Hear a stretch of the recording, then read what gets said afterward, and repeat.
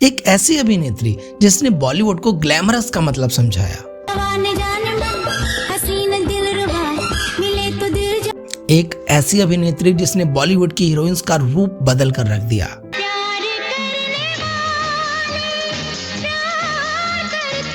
एक ऐसी अभिनेत्री जिसके बिंदास अंदाज और अदाओं पर सारी दुनिया फिदा थी।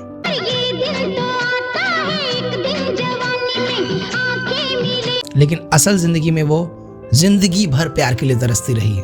कामयाबी तो बहुत मिली, लेकिन फिर भी उनकी लाइफ में हमेशा रहा खालीपन। कई बार उनकी जिंदगी में लोग आए जिन्हें उनसे प्यार हुआ, लेकिन सब उनको तन्हा छोड़कर चले गए।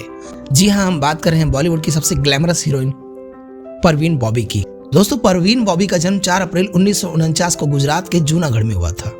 इनका परिवार एक गुजराती पठान बॉबी जनजाति से ताल्लुक रखते थे, इसलिए इनका नाम परवीन बॉबी था। उनके माता पिता की वो इकलौती संतान थी। उनके पिता वली मोहम्मद बॉबी और माता जमाल बख्ते बॉबी। परवीन बॉबी की जिंदगी में हमेशा अकेलापन और खालीपन रहा। इसकी शुरुआत तभी हो गई थी जब उनकी उम्र 10 साल की थी। 10 साल की उम्र में उनके पिता का माउथ कैंसर की वजह से देहांत हो गया था। अकेली संतान होने के कारण वो अकेली ही रहती थी, सिर्फ माँ और बेटी। परवीन बॉबी की schooling mount Carmel high school Ahmedabad में हुई थी। आगे चलकर परवीन बॉबी ने सेंट सेवियर कॉलेज अहमदाबाद से इंग्लिश लिटरेचर से बीए किया था। वो पहली हिंदी सिनेमा की ऐसी हीरोइन थी जो फ्लुएंट इंग्लिश बोलती थी। इंग्लिश बोलने में उनका कोई सानी नहीं था। How do we change? Where do we begin? I mean, it's the whole cycle. It has been operating this way since quite a few years. इनके करियर की शुरुआत हुई 23 साल की उम्र में। इन्होंने मॉडलिंग में कदम रखा। वो साल था 1972। उसके बाद 1972 में ही कि बी.आर. इशारा जी की एक फिल्म की शूटिंग चल रही थी और परवीन बॉबी शूटिंग देखने गई थी। जब परवीन बॉबी पर इशारा साहब की नजर पड़ी तो परवीन बॉबी को देखते ही रह गए। उस वक्त परवीन बॉबी मिनी स्कर्ट में थी और हाथ में थी सिगरेट। इस अटायर को देखकर उन्होंने परवीन को इशारा किया और अपनी फिल्म में काम करने का ऑफर दिया। परवीन ने कहा, अगर स्टोरी अच्छी होगी तो जरूर करूंगी। स्टोरी परवीन को सही लगी और उन्होंने ये ऑफर स्वीकार कर लिया। और मैंने उससे पूछा कि फिल्म में काम करोगी, तो उसने कहा कि कहानी पसंद आएगी तो करूंगी। इस प्रकार उन्हें अपनी पहली फिल्म मिली जो कि 1973 में रिलीज हुई थी। उसका नाम था चरित्र। मिस्टर आनंद, चरित्र को मैं एक मास्क नहीं, जिंदगी समझती हूँ, जिंदगी का सही रूप समझती हूँ। बॉक्स ऑफिस पर यह फिल्म बुरी तरह फ्लॉप हो गई, लेकिन सिल्वर स्क्रीन पर इस बोल्ड अदाकारा को देखकर लोग इनके दीवाने हो गए, चाहे वो निर्माता हो, निर्देशक हो या फिर दर्शक। इनके वेस्टर्न लुक ने सभी को दीवाना बना दिया था। पूरी दुनिया परवीन की दीवानी थी। और परवीन किसकी दीवानी थी? डैनी डेंगजोंगपा की। परवीन को पहला इश्क हुआ डैनी डेंगजोंगपा के साथ। परवीन की आंखें लड़ गई और उनका लव अफेयर शुरू हो गया था। ये अफेयर ज्यादा दिन तक नहीं रहा और खालीपन ने फिर से परवीन बॉबी की जिंदगी में दस्तक दे दी और परवीन इससे पूरी तरह डिस्टर्ब हो गई। उसके बाद उनकी जिंदगी में एंट्री हुई कबीर बेदी की। कबीर बेदी भी शादीशुदा थे। उनके साथ भी इनका ज्यादा दिन अफेयर नहीं चला और ब्रेकअप हो गया। उसके बाद इन्होंने हिम्मत जुटाकर उस तन्हाई से निकलकर अपने करियर पर ध्यान दिया। फिर इनको मौका मिला सदी के महानायक अमिताभ बच्चन के साथ काम करने का। ये बात है 1974 की और ये फिल्म थी मजबूर। दोस्तों, ये फिल्म इनके करियर की पहली सुपरहिट फिल्म थी। साल 1975 में फिर से इन्हें अमिताभ के साथ एक बार और मौका मिला फिल्म दीवार में काम करने का। ये फिल्म भी सुपर डुपर हिट थी और इस फिल्म में परवीन बॉबी के बोल्ड किरदार को दर्शकों ने खूब पसंद किया। मैं सोच रही थी कि इस वक्त इस बार में न तुमसे ज्यादा कोई खूबसूरत आदमी है और नहीं तुमसे ज्यादा कोई अकेला। इसके बाद 1977 में मनमोहन देसाई की फिल्म आई अमर अकबर एंथनी। इस फिल्म में परवीन ने फिर से अमिताभ के साथ काम किया।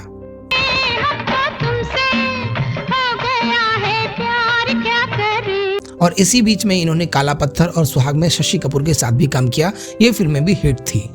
फिर साल 1981 में परवीन बॉबी ने कालिया और क्रांति में काम करके अपना नाम रोशन कर दिया। कौन हो तुम? नाम दरमियान सिंह, काम आग बुझाना। बॉलीवुड में इनका सिक्का चलने लगा। इनके डांस के लोग दीवाने थे, इनके वेस्टर्न लुक के लोग दीवाने थे। इसके बाद इनकी एक फिल्म आई नमक हलाल। ये फिल्म परवीन बॉबी के करियर की एक और सुपरहिट फिल्म साबित हुई। इसके बाद परवीन बॉबी भारत ही नहीं बल्कि पूरी दुनिया में प्रसिद्ध हो गई। साल 1976 में मशहूर मैगजीन टाइम मैगजीन ने इनको अपने फ्रंट कवर पेज पर स्थान दिया। ये पहली बॉलीवुड की ऐसी अभिनेत्री थी जिनको टाइम मैगजीन के फ्रंट कवर पर छपने का मौका मिला था। इससे पहले बॉलीवुड की किसी भी हीरोइन को यह मौका नहीं मिला था। और इसी बीच इनकी ज़िंदगी में कबीर बेदी के बाद अमिताभ से भी इनका नाम जोड़ा गया और फिर आए इनकी ज़िंदगी में महेश भट्ट। महेश भट्ट का इनसे काफ़ी लंबा अफेयर चला। महेश भट्ट ने इनके लिए अपनी पत्नी अपने बच्चों को भी छोड़ दिया था। कहा जाता है कि महेश भट्ट ने अपनी पत्नी को तलाक भी दे दिया था। लेकिन फिर 1982 में इनका ब्रेकअप हो गया। फिर आया साल 1983, जो साल इनको बॉलीवुड से ही नहीं बल्कि भारत से भी दूर लेकर चला गया। वो कैलिफोर्निया अमेरिका चली गई। वहाँ वो इंटीरियर डिज़ाइनर के तौर पर काम करने लगी और इसके पीछे की वजह थी इनकी मन की अशांति, जिंदगी का खालीपन, जिंदगी में मिले धोखे। ये भी कहा जाने लगा था कि परवीन बॉबी अंडरवर्ल्ड से परेशान होकर बाहर गई हैं, इसलिए अमेरिका चली गई। वजह चाहे जो भी हो, लेकिन वहाँ जाकर इनकी दिमागी हालत बिगड़ने लगी। एक बार किसी एयरपोर्ट पर इनसे परिचय पूछा गया तो यह अपना परिचय भी सही से नहीं दे पाई, यानी कि परवीन बॉबी अपना परिचय देने में भी समर्थ नहीं थी, जिसकी वजह से उन्हें हथकड़ी लगाकर एक ऐसे कमरे में रखा गया जहां पहले से कई लोग मौजूद थे जो कि मानसिक रोगी थे। तब इंडियन एम्बेसी ने उनकी मदद की और ये मामला सॉल्व हुआ। लेकिन तब तक ये साफ हो चुका था कि परवीन बॉबी को एक बीमारी हो चुकी थी। उसका नाम था पैरानॉइड सिजोफ्रेनिया। जी हाँ, यह एक मानसिक बीमारी है। इस बीमारी में इंसान वास्तविक जिंदगी से अलग जिंदगी जीता है। वो अपने दिमाग में बनाई गई जिंदगी में ही जिया करता है। लेकिन परवीन बॉबी ने कभी भी इस बीमारी को एक्सेप्ट नहीं किया और फिर 6 साल बाद 1989 में इंडिया वापस आ गई परवीन बॉबी। और आते ही उन्होंने अमिताभ बच्चन पर इल्जामों की झड़ी लगा दी। उन्होंने अपने इंटरव्यूज में बोला कि अमिताभ मुझे मरवाना चाहते हैं। उन्होंने कहा कि अमिताभ बच्चन एक गैंगस्टर हैं और इनके गुंडों ने मुझे एक सुनसान टापू पर रखा था और वहाँ उन्होंने मेरे कानों के पीछे ऑपरेशन करके एक ट्रांसमीटर लगा दिया था। उन्हें हमेशा लगता था कि उन्हें कोई मारना चाहता है। इसी वजह से वो मीडिया से भी दूर रहती थी, किसी से नहीं मिलती थी। अगर मिलती भी थी तो अपने जुहू वाले फ्लैट पर, और वहाँ सब कुछ टेप में रिकॉर्ड करती थी। अगर किसी का फ़ोन भी आता था, अगर वो फ़ोन पर बात भी करती थी तो सारी बातों को रिकॉर्ड करती थी। सामने वाले को कहती थी कि सोच समझ के बोलिएगा, आपका फ़ोन सर्विलांस पर लगा हुआ है, जो भी कहेंगे सब रिकॉर्ड होगा, सोच समझ कर कहना। एक बार इन्होंने अपने घर पर क्रिसमस पार्टी का डिनर दिया था जिसमें 7 लोग आए थे। उनके नाम भी इन्होंने अपने रिकॉर्ड में टेप किए थे। ये सभी रिकॉर्डिंग आज भी महाराष्ट्र सरकार के पास रखी हुई है। परवीन की जिंदगी में कई लोगों का आना हुआ पर कोई भी उनका घर ना बसा सका, जिसमें सबसे पहले थे बॉलीवुड के मशहूर विलेन का किरदार निभाने वाले डैनी डेंगजोंगपा। फिर इनका नाम अमिताभ बच्चन से भी जोड़ा गया। उसके बाद आए कबीर बेदी, जो कि पहले से शादीशुदा थे। उनके साथ भी इनका अफेयर ज़्यादा दिन तक नहीं चला। और अंत में आए महेश भट्ट। कहा जाता है कि महेश भट्ट के आने के बाद ही इनका करियर पूरी तरह बर्बाद हो गया। कहा यह भी जाता है कि परवीन बॉबी की दिमागी बीमारी उनके और महेश भट्ट के रिश्ते की वजह से हुई। जो रिश्ता इतना लंबा चलने के बावजूद भी सफल नहीं हुआ, इसलिए वो अकेले रहने लगी थी। तो इस तरह से परवीन बॉबी जिंदगी भर प्यार को तरसती रही। उनके जिंदगी की स्टोरी को देखकर दोस्तों ऐसा लगता है कि जैसे सभी ने उनका सिर्फ और सिर्फ इस्तेमाल किया। जिंदगी भर प्यार को तरसने वाली परवीन बॉबी 22 जनवरी 2005 को दुनिया को अलविदा कह गई। और अलविदा भी ऐसे कहा कि किसी को कानो कान खबर नहीं हुई। अकेलेपन में और खालीपन में दुनिया को अलविदा कह गई। परवीन बॉबी के घर के बाहर दूध के पैकेट और अखबार 2 दिनों तक जैसे कि तैसे पड़े थे और उनके फ्लैट से बदबू आने लगी थी। और जब दरवाज़ा तोड़ा गया तो अंदर मिली परवीन बॉबी की लाश।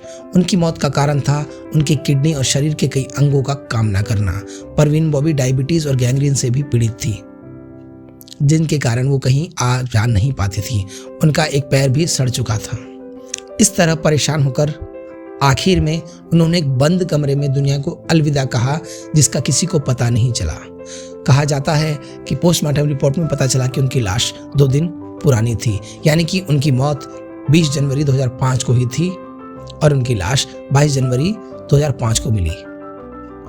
परवीन बॉबी यूं तो मुस्लिम थी, लेकिन बाद में उन्होंने आगे चलकर ईसाई धर्म भी अपना लिया था। परवीन बॉबी ने जाते जाते भी बहुत से लोगों का भला कर दिया।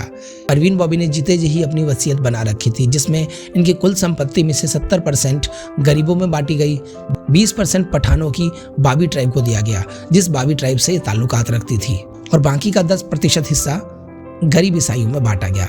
एक प्रतिभाशाली और खूबसूरत अदाकारा का इस तरह दुनिया से चले जाना बहुत ही दुखद लगता है।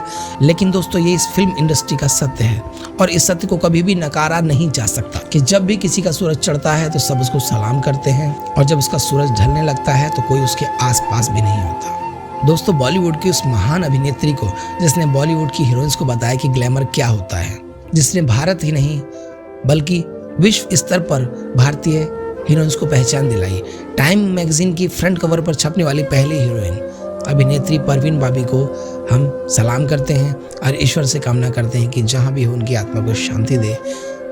अगर वीडियो आपको अच्छी लगी हो तो इसको लाइक भी कर सकते हैं, चैनल को सब्सक्राइब भी कर सकते हैं।